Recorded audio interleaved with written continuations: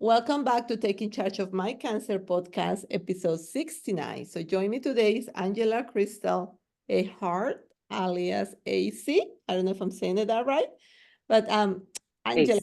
yeah, Ace. Perfect. So Angela, thank you for being with me, for being here with me tonight. I really appreciate it. So you want to tell us a little bit about you, who you are, or why do you think you can have great value for our audience?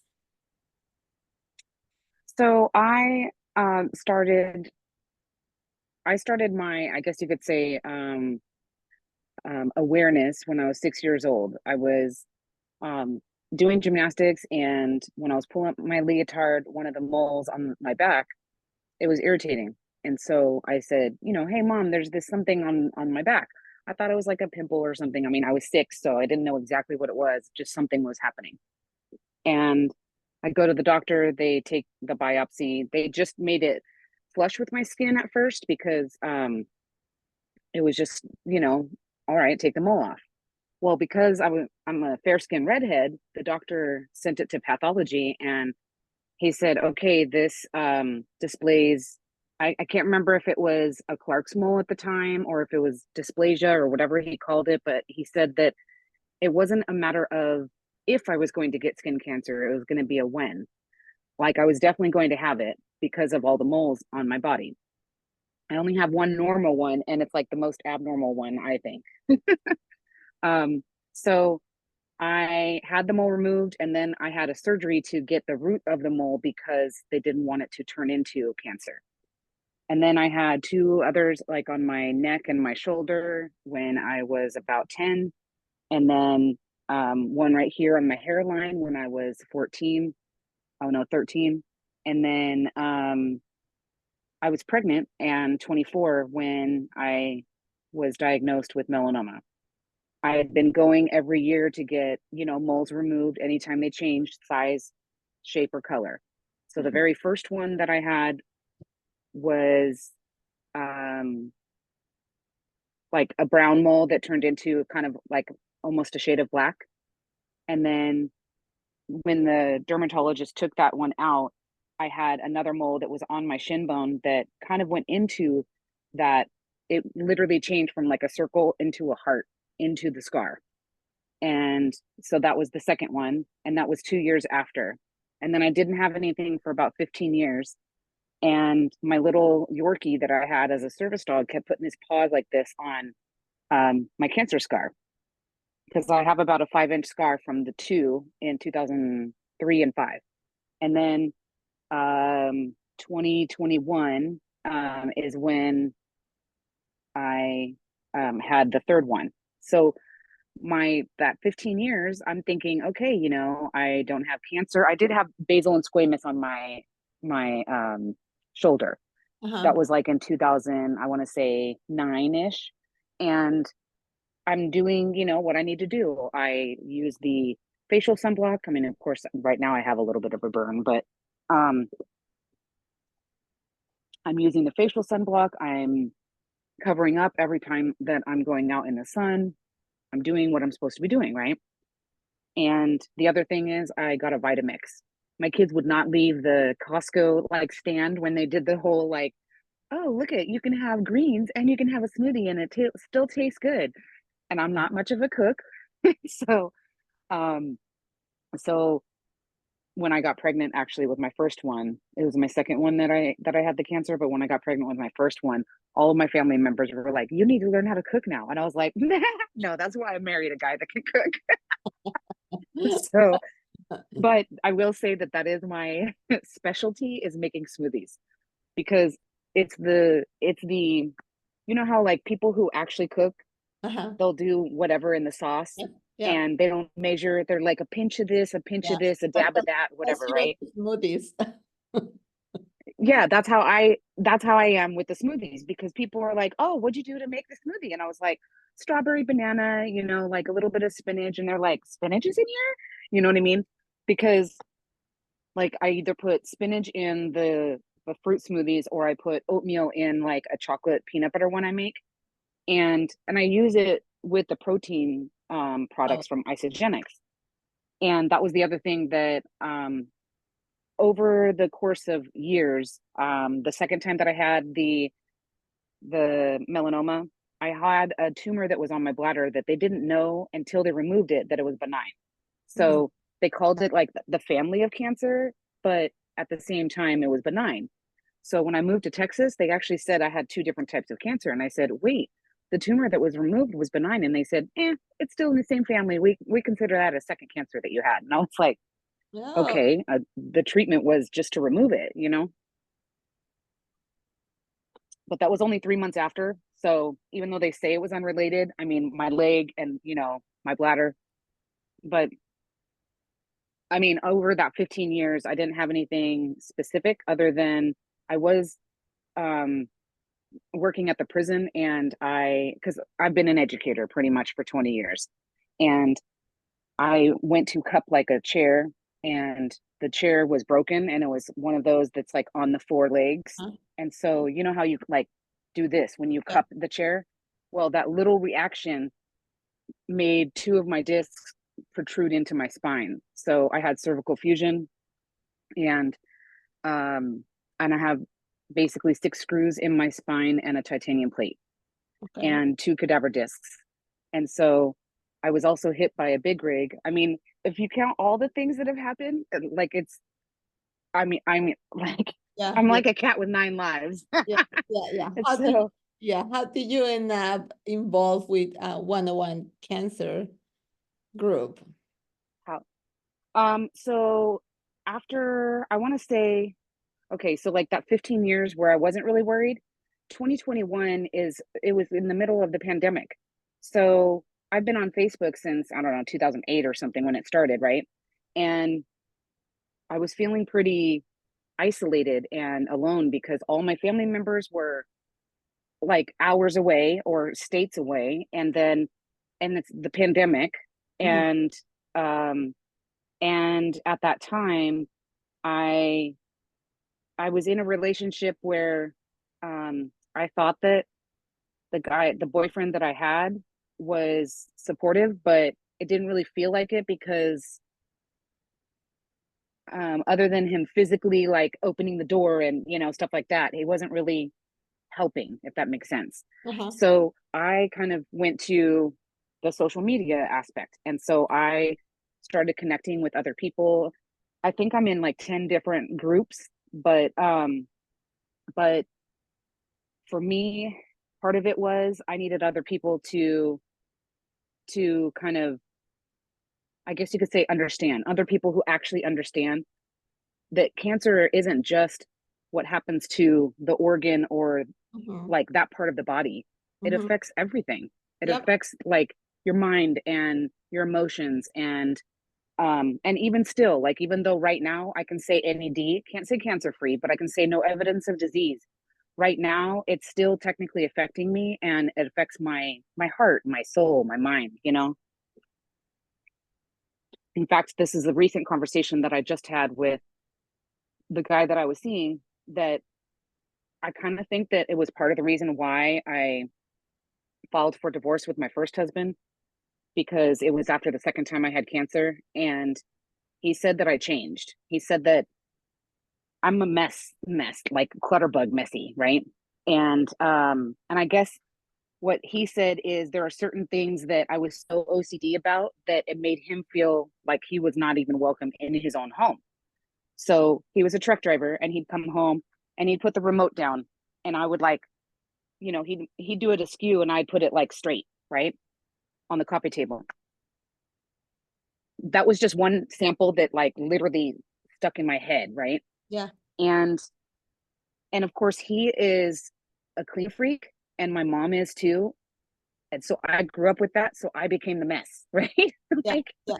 and so when we talked to the pastor about, like when we were trying to save our marriage, he said, what is the one thing that you would like to have done? Because this was right after I had cancer and I had a baby. So I took some time off to take care of my health, right? And and at the time I was trying to, salvage things with the marriage. And the pastor was like, well, what's the one thing you want? And he's like, oh, I want the house clean. And he said, well, with two toddlers and, you know, um, the cleaning of their toys and the diapers and all of that. He's like, how about you pick one area of the house? Like, what's one thing that you would really like to have done? And so it was the kitchen sink. You know how everybody always says, like, you have everything in the kitchen sink, like the saying? Uh-huh. Okay, that stuck in my mind too. So even though my entire house is a mess, I at least have to have one side of the kitchen sink clean because number one, it's like a mental thing, but number two, I make my smoothies and I have to clean it right away. So I don't care about all the other dishes, but I have to at least have one side. So when my son lived with me as an adult, I said, look, we had a beautiful house that was huge, huge sink. And I said, look, we have a dishwasher. And I get it that, not everything is gonna, it's like the dishes are clean and then, you got to put them away or whatever, but at least leave the one side so I can clean the Vitamix because I was making smoothies, 2 or 3 times a day. And I mean, over time, of course, I kind of go down to like maintenance level of I would have like 2 or 3 a week. And then when my health starts to decline a little bit, I was like, oh, I got to get back into the smoothies, got to make sure that I have them every day. Got to make sure I take my vitamins. It's Mhm. like all of those things. But when I was talking to, I don't know, we're on a break right now. So I guess he's my friend. But when I was talking to him, I said, I'm overwhelmed, literally, like I'm overwhelmed with bills, with finances, the fact that I don't have a full time career anymore, the fact that, my place is a mess and I constantly am going to the doctor and doing this and doing things for other people and, oh, going to the grocery store. I mean, like, the grocery store took like 2 hours, and so there's only so much time in the day. And I said, look, I just need some time to myself. So because I'm on social media, because I'm on Facebook, because I'm on Meet Me and all of that, then it was like, oh, well, but you're on doing other things. Yeah, but I just meant that I need time to do whatever it is that I want. I Mhm. could watch TV. I can just scroll through and see what's happening. Oh, baby. Oh, dog. Oh, cat. You know what I mean? Like, Uh-huh. so that's kind of how it was when I look back at each time that I've been in, let's say, an active battle, of fighting the cancer and going through whatever treatment that was. Like the first three, it was surgery, and the fourth one, it was a chemo pill, and that took about a year and a half, but it did the job. And even though right now, of course, people say, "Oh, well, you look so healthy. You look um, like everything's fine." Mhm. And I'm like thinking, you know how hard I work to make sure that I'm as healthy as I can be, and Mhm. that like I hydrate as much as possible, even though at the moment I'm not hydrating with water, but like, um, Okay, it's okay.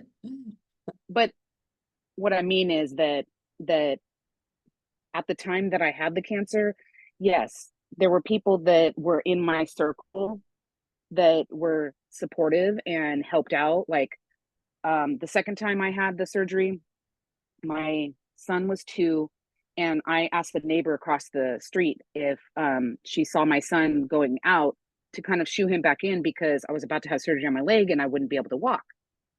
And she said, oh, do you have meals set up? And I was like, no. I was going to a church that was meeting in elementary school, so it was very small, didn't have like the outreach or what's it called, ministry, I guess, ministry Uh-huh. of like helping people. That was like basically the pastor's job at that time. Got So you. she set up a full week of meals for my entire family. So we all had dinner, and then there was enough for leftovers for me to have for lunch the next day while the kids were at school and my husband was at work.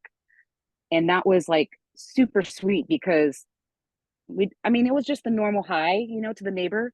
But when I went over to say, like, hey, I'm about to have surgery because I have cancer and, all of that, then it was just, okay, this is what I'm going to do for you. This is, I'm going to provide meals for your family so you don't have to, because obviously I was physically unable to.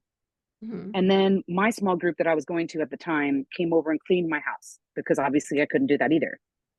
And at the time, I was thinking that, sorry, hold on, call's coming through. Okay. All right. So at the time, I was thinking, I got like distracted. They came over to clean up. Yeah, so physically, like I didn't think that I'd be 24 and having cancer. And then, 26 and having cancer, right? Mhm. Oh my gosh, hold on one sec. Okay.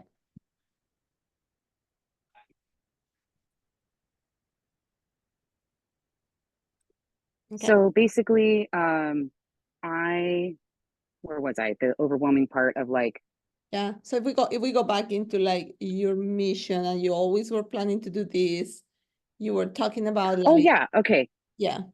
So the second time that I had the cancer, okay, when I was pregnant, obviously didn't think that I was going to have cancer, right? The Mm-hmm. second time that I had it, I was so afraid that I was going to die, right? And um because I had the cancer the first time, my goal was, oh, I'm going to get a master's degree before I turn 40. Because I was like, oh, I'll get my bachelor's degree, I'll teach, because you have to have a BA, at least here. Are you in California? No. Oh, I mean, You're Florida. okay. So in California, you have to have a bachelor's degree, which is 4 years. And then you have to get a teaching credential, which approximately 2 to 3 years. And then, so I did all of that right away. I graduated from high school at 17. I got my bachelor's degree. I started teaching.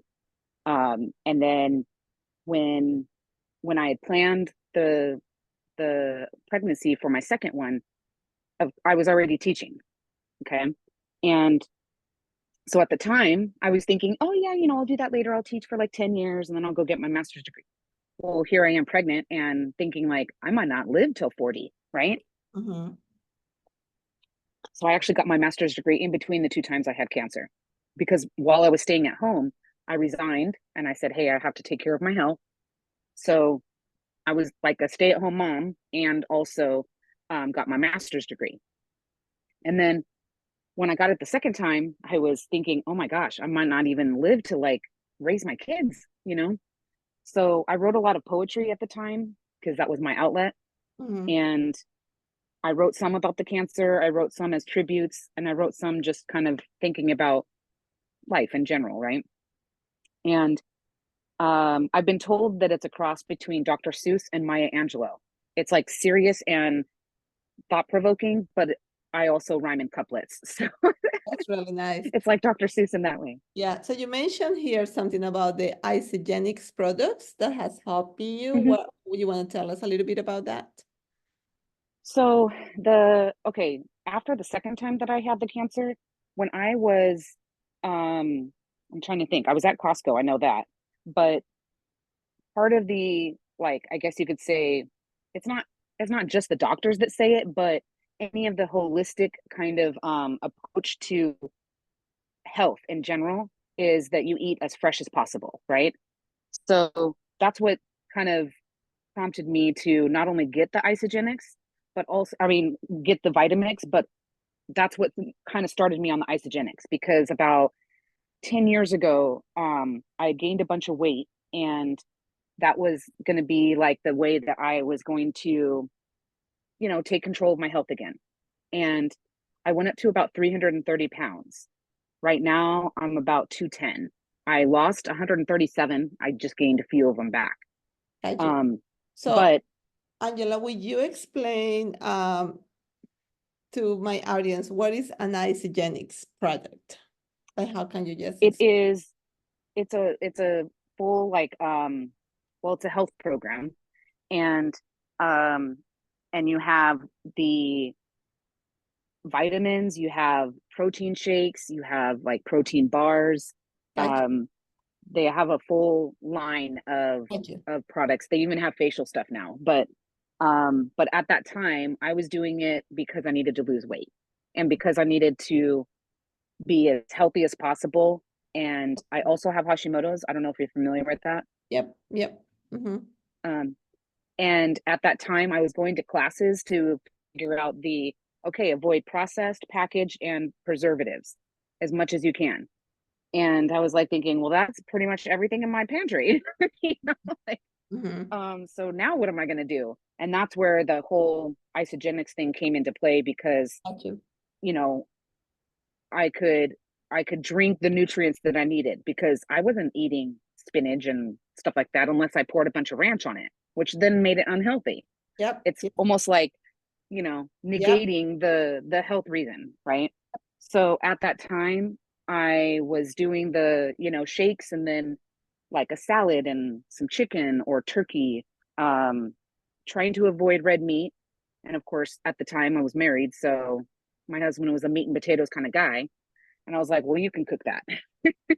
So Okay. um, Thank you. it did help me lose about 30 pounds at that time. Okay. And Great.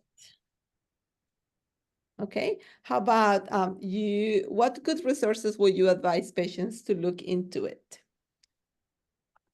so I would suggest, okay, so I use the Isogenics and then Quest. Quest is also like 0 or 1 gram of sugar for the drinks. I use that as my creamer actually. Excuse me. Like that's a for anybody that obviously, even if it's not just cancer, it could be an autoimmune disease. Mm-hmm. Um, if you can avoid the sugar, then you can avoid the effects that it has on your body, right? Okay. So that's my suggestion is looking into those brands, I guess you could say, and then also the Calm app, like CALM.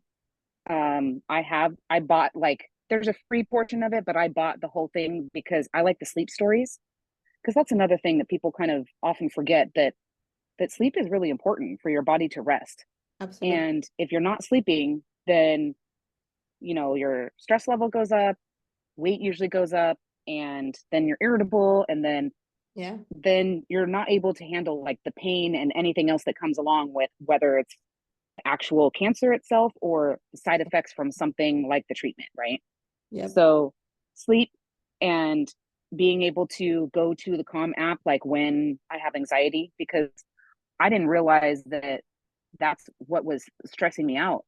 I literally had a panic attack at work, like in the ambulance to the hospital and all of that. And so now I take anxiety medicine, but that was the I guess you could say supplement to it is that okay, if I'm feeling anxious, then I need to meditate. I need to like take deep breaths, need to write down what I'm thinking, feeling. Um, because if you think about it, like I said, cancer attacks more than just the physical part of that body. Like my cancer scar might be here on my leg, but it attacked my whole body. So when my first husband was saying that I made him feel like he wasn't even welcome in his own home, it was because I couldn't control what was happening to my body, so I wanted to control everything else, Got you. Okay. even like the little tiny things. What would be three valuable tips that you have that could benefit the audience? Um, so I kind of try to put like that basically focus on your piece, like your own, like we only can control our responses to things and situations. So find your inner peace and happiness. Mm-hmm. Yes, other people can, when your partner might say, you make me happy, it's more like you are choosing to let that person Yep. do something or display something to open up the happiness that's within you. So finding your inner peace and happiness, making sure that you have a circle of support, friends, family, um, and that support might just be being there, like literally being there. I remember at the time after I had my second surgery, I was playing basketball all the time, and obviously after the surgery, I couldn't. So I'm laid up on the couch, and one of my friends that I used to play basketball with, he was only like 20 or something. He literally just came over and sat down for an hour and talked to me. Like, I don't know, we talked about TV or something, and A good. that he Good. was going to go play basketball. Yeah. But the important thing was that he was just there, Yeah. Yeah. because for me, I'm a social person, um and yes, technology can definitely bring people that like us, together, but at that time, that wasn't available yet. So Good. Yeah. so yes, the circle of support, finding your inner peace and happiness, and then um making sure that you have enjoy the little things.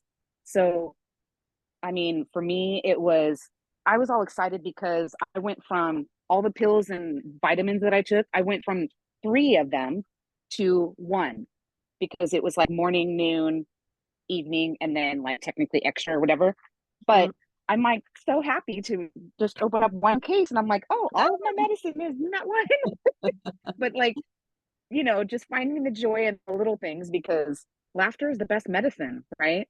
yep, And you got to be absolutely. able to laugh at yourself. And sometimes, like, I mean, they call it the cancer brain or mommy brain or whatever, but I have a TBI. So I literally have memory issues where I don't remember things, right? So I'm like, oh, brain injury.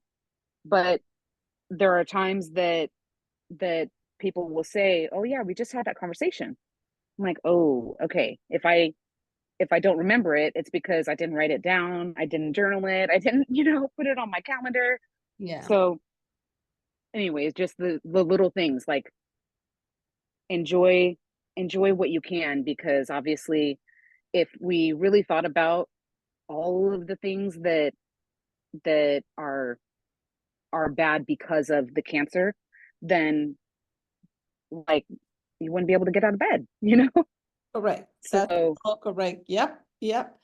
Yeah, that's very good suggestions. I think this is a really good advice, as patients going through these situations, sometimes, you just feel all these like you're in a hole, and it's nice to be able to listen to some of the tips that like people who has been going through can help us, as you know, I'm a physical therapist who works with cancer patients or patients who had cancer, but I can never be in you guys' shoes, right?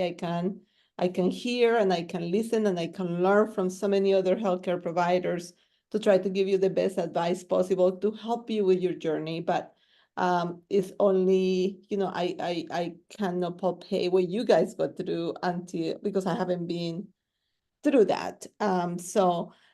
It is. I always like to hear from somebody who has been going through cancer, no matter what type of cancer.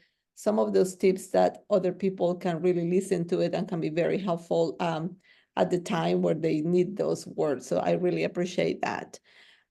What is a common and that's question? the other thing. Speaking of that, like as far as I might not be able to know what you're going through. The other, I guess you could say suggestion or piece of advice that I have is that don't ever let anybody else minimize your pain or what you're going through. Like, Absolutely. how many times people said, "Oh, you just have skin cancer," like it's no big deal. Yeah, And I'm like thinking, it is a cancer is big deal. cancer. It doesn't matter what kind it is. Yeah, yeah. And then you had a melanoma. That's a big deal. That's a big Right. That's the you're kind that kills lucky you. you're lucky you're here talking to me at this point. Right. Yes, that's a big deal. Right. And you're right. Sometimes people say, "Oh, I just have a basal cell carcinoma." My husband just went through that last year with a little piece on the nose, and then it's like, and that's still affecting him. It's like, when you go and you get your dermatology checking you out, you're like, "Oh my God, are you gonna look for something, or I'm gonna find something myself?" So it's a fear Right. that usually It happens. is. So what is a common I question? would love to share a poem if you're open to it. Yeah, yeah, go for it. Okay, so I wrote this like I said, the I had the cancer in 2003 and 5, and then I kind of didn't really. I mean, I wrote a few poems here and there, some tributes to people that passed, but I hadn't really been writing, and I realized that the cancer kind of like brings out my, I guess you could say, art form of Uh-huh. poetry. So I started to write again, obviously once I had the third one. So this is called Loneliness. This was during the pandemic. The world has changed so much. People are avoiding any touch. I feel like I'm in a maze, sitting alone for days. Hearing any sniffle or sneeze, just stay away from me, please. I'm immune compromised, so very few come over, not surprised. This is something I can't condone. I'm so isolated and alone. Everyone is busy with their lives, sons, daughters, husbands, and wives. I have nobody supporting me now. It's not like I expect a wedding vow, yet it would be nice to have someone who wants to spend time, have fun. We all get busy with our daily needs. Mostly, those efforts go to our seeds. Even when our children are grown, whether or not their blood our own, they'll always need our attention, sometimes daily communication. Between family and friends galore, I still feel the loneliness, but more. Why can't I shake these blues? It's not like my cancer is news. I've dealt with this before, but it was handled like a chore, mostly because I feel caught in a rap, looping like a Groundhog Day trap. Though I was married while sick before, his vows just went right out the door. When I have a rough day, I just want someone to say, come here and give me a hug, feeling the warm embrace all snug. When my health starts to deteriorate, it's hard not to feel with some hate. I did everything right, but still have to fight. This battle has been brutal before, yet I didn't walk out that life door. I know if cancer doesn't kill me, I should be grateful and happy. Some moments last a little longer, making me feel weak but stronger. Why do I have to constantly be brave in order to avoid grieving my grave? When people stop checking in, that means my head takes a spin. I begin to have anxiety, lots of pain, like I'm on an emotional train. But when it derails to go off track, I need a reminder, a mental smack, that life has more to offer. I don't talk religion or politics, no, sir. Comic Cons, movies, and theater for me, poetry, dogs, cats, and photography. If nobody can join me, I don't go. They're all busy with their lives, I know. As an empty nester, it is quite sad that I feel the loneliness. This is bad. I also know I'm not the only one, but this is weighing me down a ton. Don't get me wrong, I'm alive, grateful, and giving, all that jive. It's just that the emotions are deep, while that metaphorical hill is so steep. I go over things I've done in my head, memories of mistakes swirl instead. Did I say something to offend? Is that why I lost my friend? Relationships I've lost after years still fill my heart and face with tears. I know I've had many surgeries, but I still want you there, please. My emotions are crushed in a blender. I no longer have a boyfriend defender. Someone to care about my day, listen to what I have to say. I can't help but wonder how this is my lonely life now. No feeling of fulfillment, just a silly sentiment. The pandemic requires quarantine, yet for a single person, that's mean. I'm already bored, alone, and isolated. Birthdays and parties are all belated. My heart beats low while I'm sad, then it's too high when I'm mad. I'm in chaos by my own admission with this catastrophic condition. Shouldn't I be thankful to be here? I am, but sometimes I shout in fear that nobody will miss me on earth if my time has no bearing, no worth. Have I left a legacy, made a mark, or do my lessons just stay in park? I hope I've inspired every student, that my teachings they won't resent. When we all have secrets that lark, loneliness will linger in the dark, waiting for someone to shed light instead of just calling it a night. As each day can become a battle, toying with my emotions like a rattle, I sit here in silence, a solemn stare, wishing someone was with me there. I long for affection, a bear hug. The only thing close is a stupid bug, sucking my blood, a mosquito. It's dusk, so I must leave my patio. As a social person, this is torture. Extroverts, I'm sure you'll concur. I just want a partner and friend who will be there until the bitter end. Is that too much to ask? I'll keep wearing my mask. Hiding behind that cloth is a frown. Stress and worries weigh me down. Laugh and smile at the little things. Enjoy the peace that life brings. I will walk into the shadows of the sun because I can't get burned, not this one. Melanoma could have killed me times 3, but I'm still here. There's a spark in me. I'm alone in the battle, but not the war. My own happiness is what I'm here for. Nobody else can give that away. The cost is too much if I must pay. I'll take each day and be grateful because life is precious and beautiful. Through all these struggles and strife, I still want to try again as a future wife. That's really beautiful. Thank you so much for sharing that. That's really Thank nice. you. You know, sometimes Thank little things like that goes beyond words sometimes, you know, so that I think that's very inspiring. Thank you for really sharing that. So Angela, to wrap up, what is one question that you wish I would have asked you and would you have answered it? I would say that probably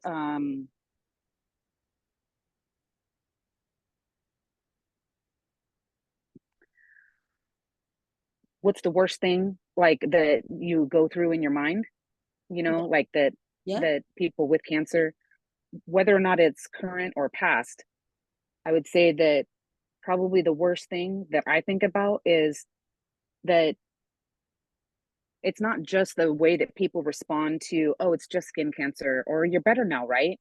Like, I get it that a lot of people don't know how to respond, but I get kind of, I guess you can say, seasonal blues around February because that's when I had my cancer surgery. Now, they tried to do the surgery before I had my baby, but they couldn't because they couldn't close up my leg. And so there's a certain, like, I guess you could say my son just turned 21. So yes, I'm thankful and happy that he's alive, that I got to raise him and everything. But there's just like I just randomly cry. And I just tell everybody around me, I'm like, hey, I might just randomly cry and I can't do anything about it. I'm taking my anxiety medicine, I'm doing everything I can. But I would say that the worst thing is like me, I guess you could say being an introvert because I'm an extrovert and isolating myself, and not having somebody kind of like throw me the, what's that thing called when you're trying to like save somebody in the water? Yeah, tell me the I see what you mean. The Like, reserve, yeah, the yeah, reserve or yeah, yeah. something about, anyway, the like, you know, throw me a rope or whatever. Cause that's what I think and feel is that I'm like drowning, I'm drowning in stress and being overwhelmed. And it's kind of like, I told my sister that the plate analogy, I have so much on my plate already that it's like, okay, I can't even handle one extra thing because everything's going to fall off the plate. Mm-hmm. And so it's either like the plate analogy or the drowning. I'm drowning and I just keep going further down. I see that like somebody's trying to reach out, but I can't. Mm-hmm. And I think for me, it's just the like, if I'm so overwhelmed, I just shut down and shut everybody out. And Mm-hmm. so my suggestion to anybody that is in the group, because I know that not everybody has the cancer, they might be supporting somebody with it, whether it's a family member, spouse, or whatever, or partner. But don't let the person that is going through the cancer drown or, you know, fall Shut down. through the rabbit hole or whatever you want to call it. Like, Yep. even though that person might push and push and push, like Mm-hmm. just be there and try to be understanding and think, okay, this is really the cancer talking, or this is the anxiety or depression or the worry, talking, not like the person. Mm-hmm. That's a very good advice. And sometimes what I hear, again, as a human beings, we want to do it all alone. We don't want to be bother other people. We want to figure out ourselves. We don't want people to feel pity for us. We don't want to, and then you're right. And sometimes Right. you start going into that hole and you just go deeper and deeper. So again, it's difficult to be a caregiver.